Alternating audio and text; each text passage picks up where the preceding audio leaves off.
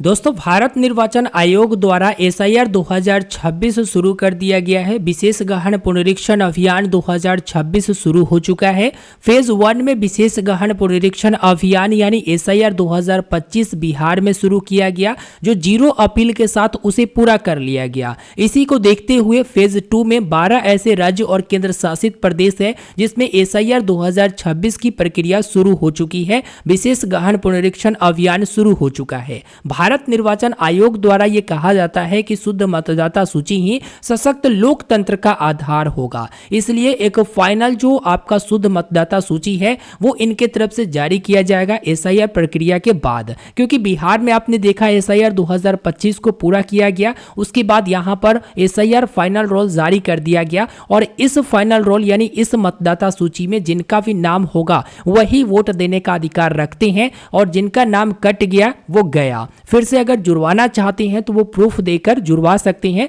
और उनका पहले वाला वोटर आईडी कार्ड वैसे रखा रह गया होगा। इसलिए आप कोई भी गलती मत करिएगा एसआईआर 2026 में, ताकि आपका नाम कटे। अगर आपका नाम कट जाता है तो फिर आपको आगे बहुत ज्यादा दिक्कत होगा। आपको एसआईआर 2026 के तहत कैसे गणना प्रपत्र को भरना है और इस प्रक्रिया को कैसे पूरा करना है जिससे आपका फाइनल रोल में नाम रहेगा, फाइनल वोटर लिस्ट में नाम रहेगा, वो सब कुछ मैं आपको बताऊंगा। लेकिन इससे पहले मैं आपको बता दूं कि एसआईआर वाला वोटर लिस्ट जारी हो चुका है, जिसे डाउनलोड करना इस वीडियो में बताऊंगा। सबसे पहले मैं आपको ये बता दूं कि 12 राज्यों में जो एसआईआर 2026 शुरू किया गया है इसमें कौन कौन से राज्य शामिल है। तो राजस्थान है, मध्य प्रदेश है, गोवा है, छत्तीसगढ़ है, उत्तर प्रदेश है, तमिलनाडु, लक्षद्वीप, केरला, गुजरात, पुडुचेरी, अंडमान एंड निकोबार और वेस्ट बंगाल। ये 12 ऐसे राज्य और केंद्र शासित प्रदेश है जिसमें एसआईआर 2026 की प्रक्रिया को शुरू कर दी गई है। इसके लिए आपको एसआईआर वाला वोटर लिस्ट सबसे पहले डाउनलोड करना पड़ेगा। तो डाउनलोड कैसे करोगे, तो voters.eci.gov.in पर आओगे।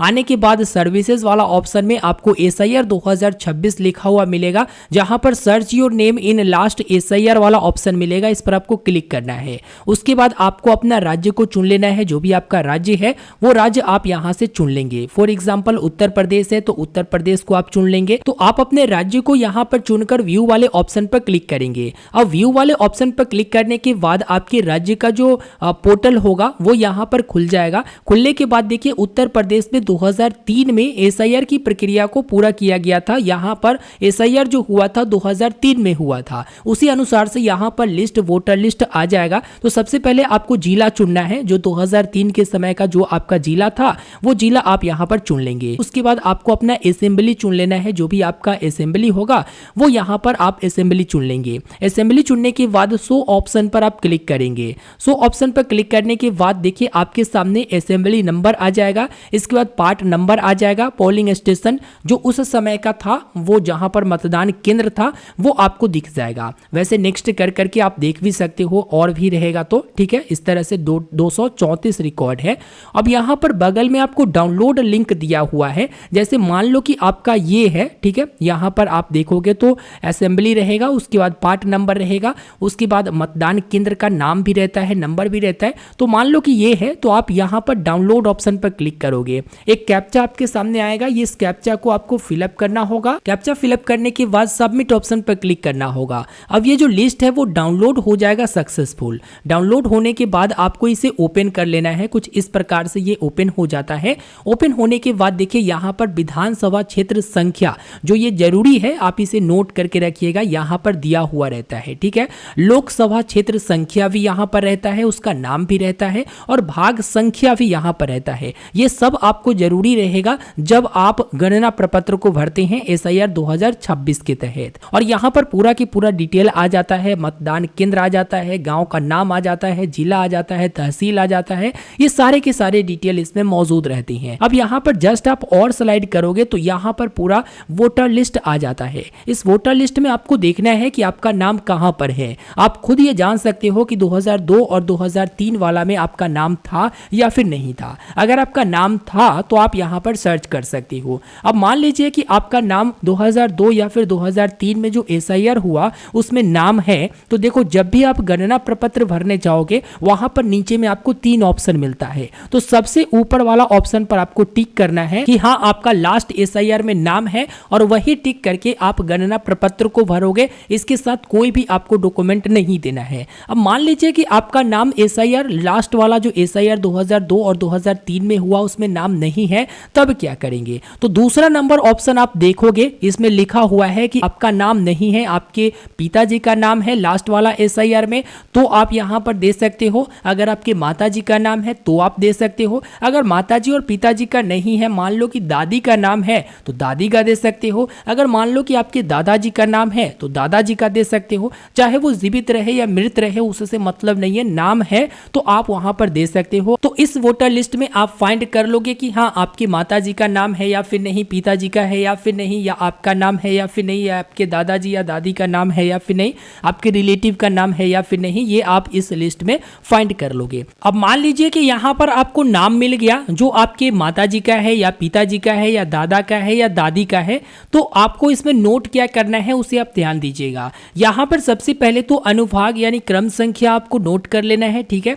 उसके बाद भाग संख्या भी आपको नोट कर लेना है, जैसा कि मैंने आपको पहले ही बताया। इसके बाद आपको असेंबली का नंबर भी नोट कर लेना है, क्योंकि आपको जरूरी पड़ता है और ये ऊपर में ही दिया रहता है विधानसभा क्षेत्र का, यहाँ पर पूरा डिटेल ऊपर में ही दिया रहता है। तो आप ये डिटेल को नोट करके रखिए, ठीक है। ये जरूरी पड़ता है जब आप गणना प्रपत्र को भरने जाओगे। और जब आप गणना प्रपत्र भरोगे तो वहां पर नीचे में आपको ऑप्शन मिलता है टिक करने का। अगर रिलेटिव का नाम मिल गया है तो सेकेंड नंबर पर टिक करके उसका पूरा डिटेल डालोगे, विधानसभा क्षेत्र का नंबर वगैरह या फिर नाम चुनोगे वहां पर, मतलब कितने क्रमांक में है वो सब वहां पर डिटेल डालोगे। ऑटोमेटिक वहां पर दिखा देगा कि हाँ ये व्यक्ति जो है इतना नंबर पर है। फिर आप उसे टिक करके आगे जो है अपना गणना प्रपत्र को भर सकते हो। और उसके बाद जो एसआईआर 2026 के तहत फाइनल वोटर लिस्ट जारी किया जाएगा, इसमें आपका नाम होगा। तो इस वीडियो में सारा इंफॉर्मेशन मैंने आपको दे दिया है। लास्ट वाला एसआईआर वोटर लिस्ट आ चुका है, जिसे आप यहां से डाउनलोड कर सकते हैं। मैंने आपको बता ही दिया, यहां पर जो भी राज्य है आपका वो सिलेक्ट करके आप